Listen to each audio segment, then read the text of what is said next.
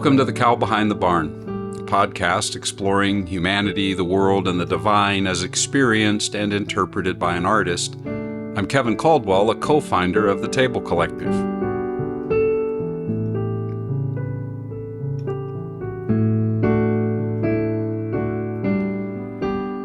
My wife Susan and I live in California. We have daughters and grandchildren in 3 different cities, ranging from the southern to the northern portions of the state, and that means we spend a lot of time on the road together. Susan likes to listen to the podcast as we drive, and each trip usually has us listening to several episodes. Most recently, we listened together to episodes 23, 24, and 25, which explore the nature of human consciousness and the self. At the end of 25, I had said I would explain how I understand human consciousness, my own opinion, which I will. But something in episode 23 changed the approach I was planning to take for how I will go about it. Listening together with Susan gave me the benefit of on-the-spot feedback from a listener, and it was like thinking out loud with her about my own thinking. As I listened, I had a realization. In episode 23, I described an experience I had during meditation in which I found myself extending compassion to our president. And then I went beyond compassion and began to put myself inside his skin, as it were, and I found myself speaking and responding as if I were him. Compassion had transformed into empathy. My realization, in the form of a question, was this, quoting myself: "Is it possible that empathy might be a more fundamental ingredient of human consciousness than I had considered? And if this is so, then might empathy be a more fundamental ingredient of all consciousness than I had considered, including any big C consciousness that there may be? As such, might empathy be a core ingredient, if not the core ingredient, in our quantum entanglement with everything else? In other words, is empathy a core ingredient of the nature of whatever we might call ultimate reality?" For those who've been following this podcast for any length of time, the word entanglement hopefully makes sense. For those who are new, I'm speaking of quantum entanglement here, the theory in quantum physics that subatomic particles influence each other in ways we do not fully understand. And we also impact the behavior of such particles, for example, when we observe them. There is a mutual entanglement. I began to ask if it's possible that empathy results from entanglement. That was a result of my re-listening to episode 23. Turning the idea around, is it possible that empathy is what creates entanglement? Or perhaps it goes both ways. In other words, is the quantum entanglement a subatomic particle version of empathy? And then that led me to ask, is cosmic quantum entanglement a result of some sort of cosmic empathy? And if we consciously cultivate empathy, do we somehow deepen that entanglement? These are all the things that started to swirl around in my mind. Okay, pause here, Kevin. You are leaning way out in front of your skis at this point, and I agree with that. I'm getting way ahead of myself. So let me back up a bit and reset. As I mentioned above, at the end of episode 25, after summarizing different ways that physics, philosophy, religion all look at human consciousness, I said I would use this episode 26, to say what I think. I hadn't suspected the way that my experience of compassion and empathy, described in episode 23, had actually all along been brewing below the surface, subconsciously reframing how I see the nature of consciousness. One way that my approach is being reframed is that so far I've been trying to stay as objective as possible as I describe how physics, philosophy, and religion tell us what consciousness is. And I framed it really as a metaphysical question, just answering, what is it? However, I'm seeing that this question is far more than metaphysical. It is what I would call metapersonal. The last 25 episodes have been a journey, which began when I tried to answer the simple personal question, where and when did I begin? The fact is that cosmos, our vast where, and chronos, which is a word for time, our when, and consciousness, the I in that question, are all woven together. That's become clear all through the episodes. But what is it that weaves them together? Physics answers with quantum entanglement, but I'm coming to suspect that empathy is another way to name what holds everything together. Or, to switch metaphors, I suspect that empathy might be the glue of the cosmos. Now, before going further, let me explain what I mean by empathy. And I decided to ask AI to tell me what empathy is. By the way, that actually seems like a very pregnant action to ask AI about empathy, but I'll leave it there. Here's what AI told me.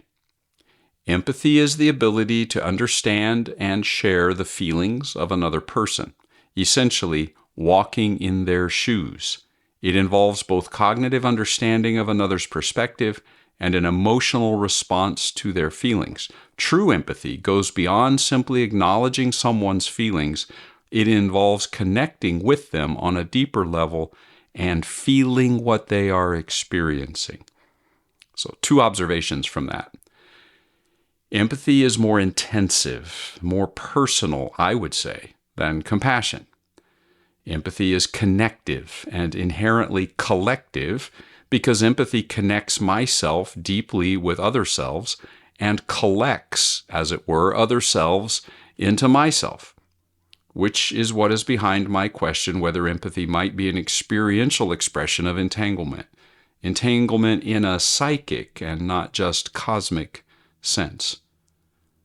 Or perhaps empathy as a way to understand the psychic dimension of cosmic entanglement. I referred to cosmos and chronos, remember time, and consciousness above. So I'm going to use those 3 terms to unpack this further. That's going to require some review from prior episodes, but I'll connect all of that to the current question. So first, cosmos. The theory of quantum entanglement emerged from the observation that the act of measuring the activity of one subatomic particle instantaneously faster than the speed of light influences the state of that particle and also the state of other particles, regardless of the distance between them. It's as if they're communicating, as if they're linked in such a way that they can influence one another. That's the subatomic level, the micro level, we might say, of entanglement. Now, at the macro level, that cosmic entanglement level, this suggests that the micro entanglement extends across vast cosmic scales. Cosmic entanglement suggests that particles were originally entangled in the early universe and remain connected even after the massive expansion of what's called the Big Bang, meaning that entanglement affected and still affects the formation and structure of the entire cosmos. And that means that everything in the cosmos is interconnected in some way. You and I and every other conscious being, every single thing. And here's how I put that way back in episode 2.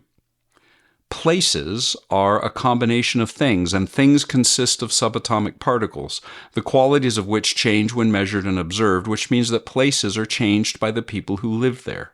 Which means that a place is the sum total of the experiences of all the people who've changed that place by being in it and experiencing and observing it. That in turn changes and affects the people living there, which changes how they experience where they are, which changes the places, which again changes the people. That is entanglement, at least relative to our where, the cosmos. That, for me, raises the question whether this entanglement then can be influenced and affected by our intentions. Or maybe I can phrase it this way in very non-physics language. It seems like quantum entanglement describes how particles seek each other out, influence each other across vast distances, and in a very real sense put themselves in each other's places. If particles were conscious, we would be tempted to call that behavior empathetic. And by the way, in prior episodes, I've suggested that every particle of the cosmos either is conscious or participates in consciousness in some way. Hence, empathy may not be an inappropriate term to describe reality at a cosmic level. So that was where. Now, what about when? Chronos. I spent several episodes exploring what physics, philosophy, and religions say about time, about the past and the present and the future. And as a result, here's how I see it. The present, for all practical purposes, is actually never present. The future, by definition, of course, is not here. Now, maybe in quantum physics and philosophy, the present and future can be described as present and real. There are theories that suggest that, and we looked at those in different episodes, but experientially, no. So what does that leave? What is when? And here's why I'm saying that the present is never present. When I try to grab hold of a moment I can call now, what I hold is completely experienced by my memory. Memory is the most pervasive ingredient of consciousness, and therefore of the I. And I'm saying this because you can't, the present moment is so infinitesimally small that it slips immediately into the past, and we're accessing even the present, in this sense, by memory. So memory is, in this sense, a defining element of who we are, of our consciousness. What we experience, even in the present, is whatever our memories store. We can say, in other words, that what we are, in terms of consciousness, is in many ways what we were. And I would add here that when we remember, we're putting ourselves back into the event. Back into the event with the people we experienced it with. Memory, then, operates a lot like empathy, meaning that empathy, putting oneself in the place of other selves, and in this case, other places and other times, is again a primary element with how we engage time. How we engage, how we, quote unquote, engage. So the cosmos, where question, and the chronos, when question, bring us again to the consciousness, I question. However, before I focus on the I want to digress here and insert something of an artistic way of approaching these things. This time it's not a song or really a poem. It's a sort of poetic prose reflection on what I've been trying to express about the self, myself. It began really as a journaling exercise to which I ended up giving a title, Watercolors and Pronouns. So here it is, Watercolors and Pronouns. Griefs pile up and compound as we age, I believe. Mine began early, and for as long as I can recall, re-feel, re-experience, remind. How do I remind if I was not minded to begin with? If I was not mindful, not aware, not attentive? Now in the days when the light that is this life begins to set, daylight fading, moon and stars rising into view, can I say yes to reviewing it all with a compassionate, loving tenderness towards the years, towards the souls whose faces fill the hallways and rooms of all my ages, and towards this self, which is made up of all the memories my imagination paints upon the canvas of my years. Not canvases, plural, because memory is more like painting with watercolor, and the colors of events and faces and voices are always running and blurring on rag paper where any fresh water restarts it all. I am a watercolor mural, and my mural blends somehow with the watercolor murals of each conscious being in my present times, whether they or I are conscious of how our colors run together, run with all the colors of every sentient being and non-sentient being in the same moment, all of which has been touched, handled, imagined, designed, constructed, sold, delivered, purchased, and so the colors run and are imprinted with the colors of all conscious beings, all things. We live in vastly populated, crowded places. Our souls are populated, crowded places. I think of John's Gospel with its mention of an I and a we, a you and a they, all wrapped in union, and of the Gita's selves, and I think of the Buddha's insight that consciousness and experience, mind and matter are all an interconnected, collective, flowing stream. It seems clear that none of us are simply and merely first-person singular, as we seem to assume. Our I is profoundly a we and a they, all at the same time, for every they is in fact a part of the we, which is me. Kevin, pay compassionate attention to the frames in my watercolor mural, for it is ours. I concluded that reflection with pay attention, pay compassionate attention. Were I to edit that today, I would have said empathy.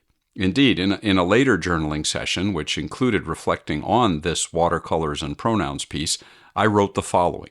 And I did so largely as a stream of consciousness flow of writing. So there may be some places where it feels like I make some leaps. But from my journal, I wrote this. Compassionate attention? The place of empathy? What if empathy is the way we experience entanglement? What if empathy is in fact the primary knower, the primary nature of consciousness? What if divine empathy is the primary mode of the incarnation and redemption in the Christian model? What if it is the singularity in the Jewish view? What if it's compassion and mercy in the Quran? What if it is big A Atman and little A Atman in the Gita? What if it's the absence of the individual self in Buddhism? What if it's the essence of the respect for all souled things in animism? Empathy is different than compassion, even than love. The latter two can be exercised or experienced as other and from a distance, without deeper identification.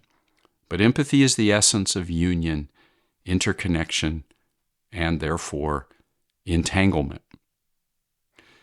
So, I was coming to see, as I shared in that journal reflection, that empathy is the core, the soul of our entangled connection with everything and everyone, and in a very real sense with all times. Walt Whitman was right, in other words, when he said, I contain multitudes. And so do you. This is my way of describing how I understand consciousness, the I of where and when did I begin. Empathy. It's the primary thread in the interwoven tapestry of our entangled, remembering selves. And I suspect that empathy is the fabric holding all things together in the tapestry of the cosmos. And so I suspect that empathy will be at the very core of whatever we might say is the nature of the divine. But I'm getting ahead of myself again. So, back to the question I assigned myself for this episode when I ended the last one. What about that divide? Throughout episodes 23, 24, and 25, I was working with two primary ways of understanding human consciousness, and I lined up various approaches from physics, philosophy, and the religions in terms of how they answered this question. Do we have consciousness, or are we consciousness? Is there a self that is conscious, or is consciousness the self, we might say, itself? That's really just one of the either-or questions that have surfaced, but how would I answer that? Well, I want to just say yes.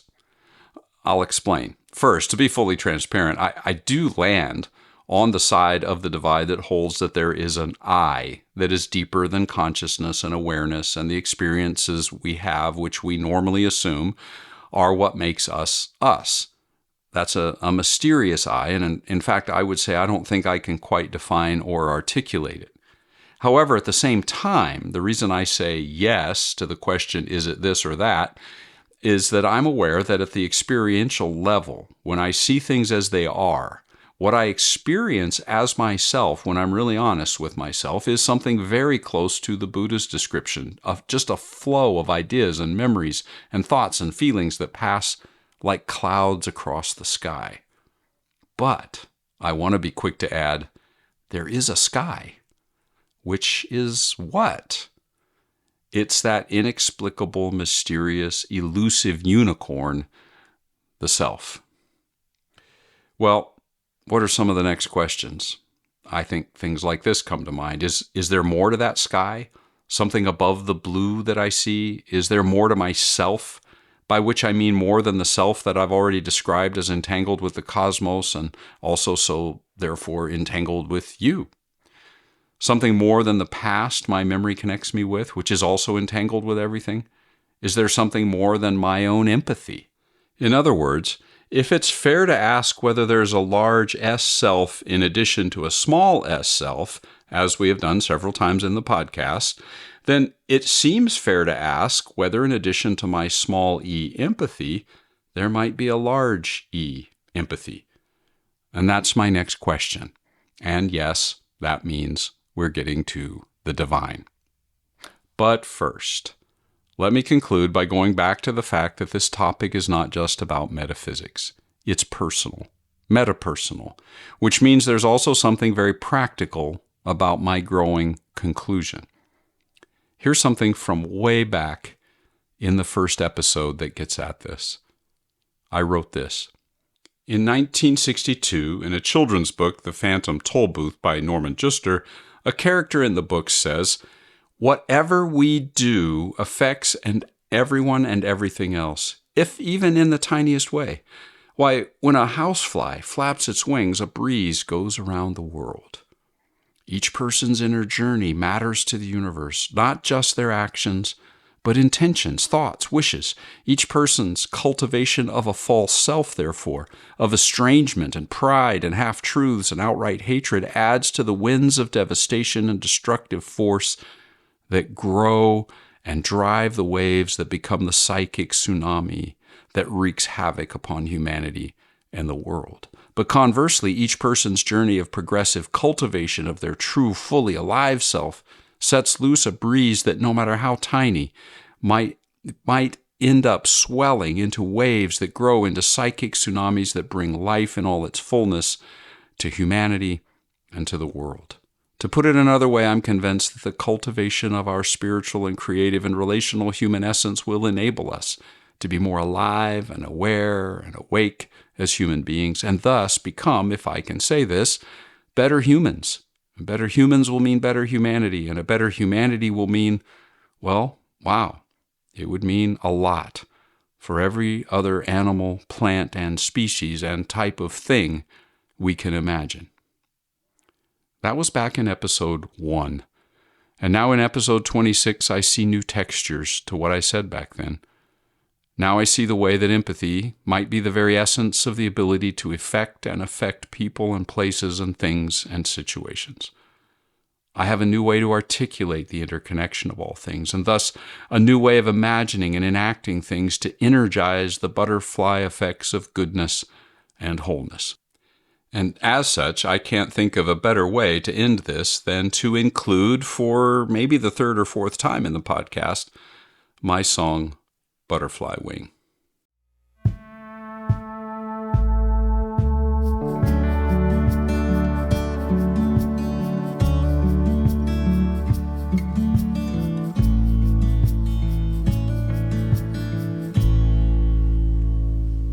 They say that all it takes is the wing of just one butterfly to change the course of time.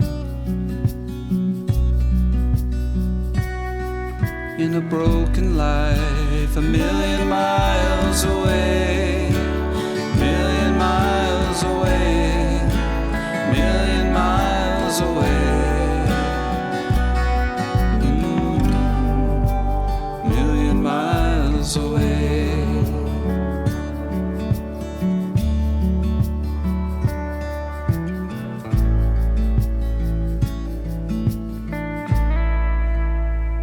They say that all it takes is just one gentle whispered word, and though it not be heard, it can still do its work. A million miles away, a million miles away,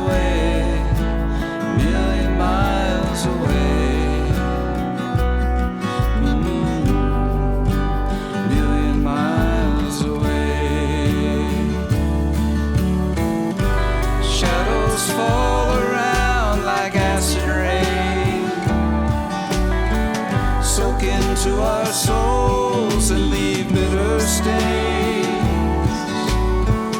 pouring out from inside hearts long shattered.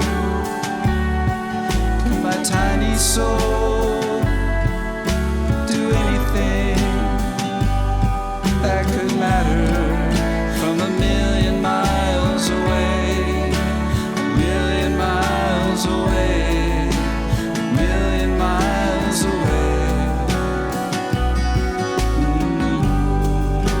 a million miles away.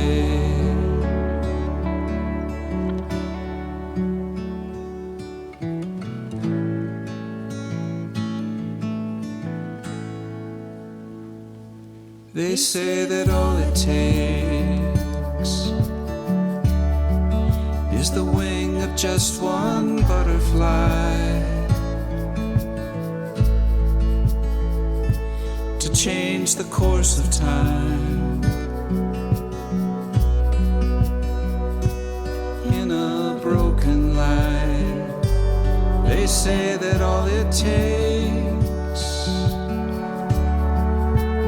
just one gentle whispered word, though it not be heard, it can still do its work. A million miles away, a million miles away, a million miles away.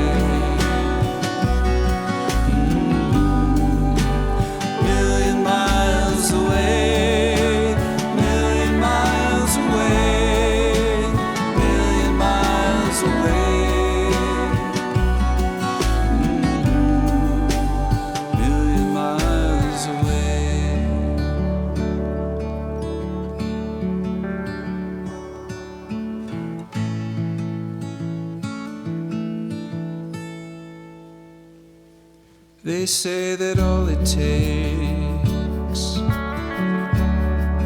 is the wing of just one butterfly.